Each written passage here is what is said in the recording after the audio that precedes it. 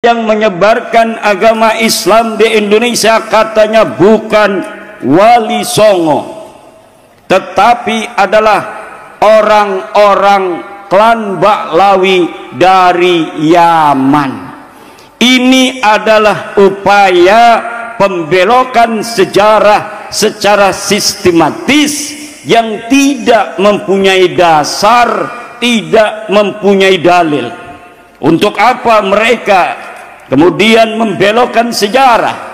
Karena mereka ingin hari ini orang-orang yang dinisbatkan kepada orang-orang yang dulu berperan dalam kesejarahan itu mendapatkan bagian-bagian penghormatan dan privilege dari apa-apa yang mereka klaim sebagai pahlawan, yang mereka klaim sebagai bagian daripada leluhurnya, padahal tidak terkonfirmasi oleh data apapun bahwa leluhur mereka adalah para pejuang. Tidak ada, bahkan leluhur mereka ada data sejarahnya di Leiden. Saya pernah ke Leiden, Belanda, bahwa mereka adalah leluhurnya orang-orang yang bekerja sama dengan Belanda.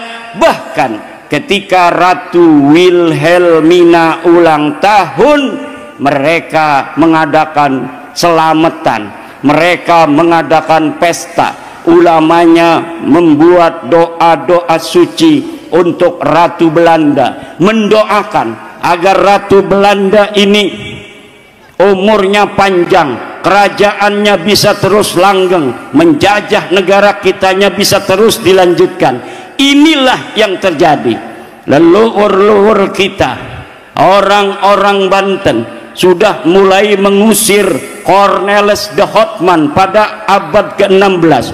1500-an Belanda datang ke Banten, kemudian ngomongnya mau dagang, tetapi memonopoli. Orang-orang asli di Banten tidak diberikan akses untuk berdagang. Sultan Maulana Hasanuddin murka, kemudian diusir oleh Sultan Maulana Hasanuddin pedagang-pedagang dari Belanda. Kemudian pada zaman Sultan Abul Mafahir Mahmud Abdul Qadir, Sultan keempat Banten, Belanda kemudian semakin kuat karena dia diusir di Banten pada abad ke-16. Maka pada abad ke-17 Belanda membuat sebuah benteng di Batavia. Sebagai tujuan utamanya adalah mengamankan bisnisnya, tapi lama-kelamaan mereka merekrut pasukan-pasukan pribumi untuk dijadikan prajuritnya. Akhirnya disuruh perang sama Kesultanan Banten. Terjadi peperangan yang sangat besar pada tahun 1643.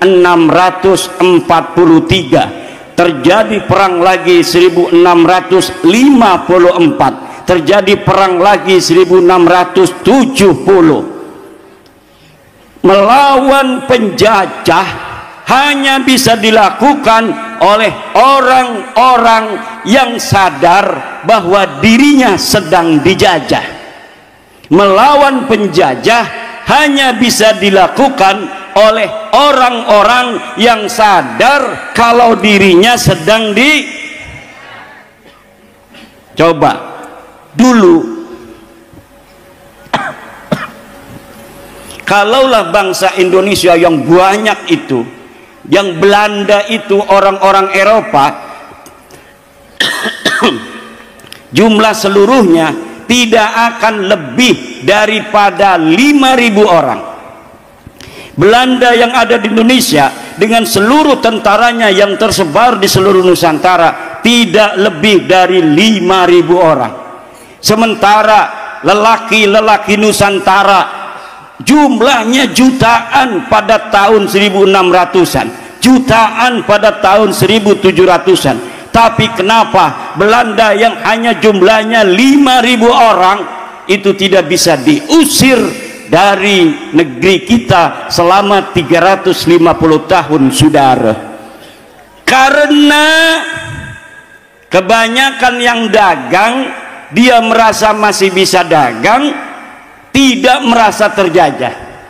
Dirinya yang jadi petani, dia bisa bertani walaupun ada Belanda yang jadi pemimpin, dia tidak merasa dijajah.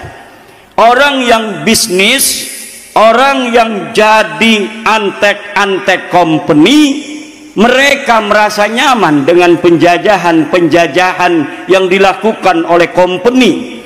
Akhirnya hanya jiwa-jiwa kesatria yang dimiliki oleh aqallul jumhur, minoritas orang yang ada pada saat itu, kemudian memobilisasi pasukan, bisa untuk mengumpulkan ratusan, kemudian mengadakan pemberontakan. Siapa yang dihadapi? Yang dihadapi bukan orang-orang bule, tapi yang dihadapi adalah pekerja-pekerja pabrik Belanda yang ketika ada perang dengan bangsa Indonesia, pekerja pabrik Belanda ini yang disuruh perang dengan bangsa Indo. Wong Belanda nih malah kasing mati, wong Belanda nih lah kasing. Inilah bentuk penjajahan dan adu domba yang dilakukan oleh Belanda selama 350. Belanda sudah pergi, Belanda siki wis lunga, Belanda wis lunga. Wong Jawa masih tetap ada. Bahkan di Indonesia saat ini ibu-ibu, penduduknya berapa? 270 juta. Berapa penduduk kita? 270 juta.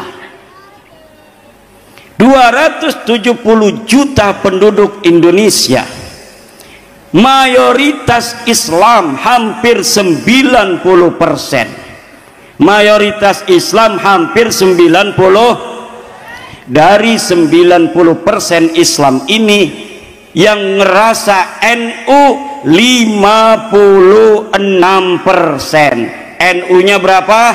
56. Maka hitungan saya, bukan hitungan ketum PBNU, itu ada sekitar 130 juta umat Islam di Indonesia mengaku dirinya NU.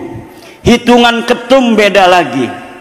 Kata ketum Gus Yahya bahwa orang Indonesia yang merasa dirinya NU menurut survei yang dilakukan oleh Alpala Riset sekitar 160 juta uang. Berapa? 160 juta. Kata saya, ketum ini ngitungnya dari mana? Apakah ngitung ada hasil survei yang lebih dari 53% atau ngitungnya dari sejumlah seluruh penduduk Indonesia? Kalau saya cara ngitungnya, jumlah muslim dulu berapa? 90% kurang lebih, 89, 88, 87. Kemudian dari 87 atau 80% ini ditarik, yaitu 53%-nya adalah mengaku menurut survei NU. Hitungan saya 130 juta orang Indonesia yang muslim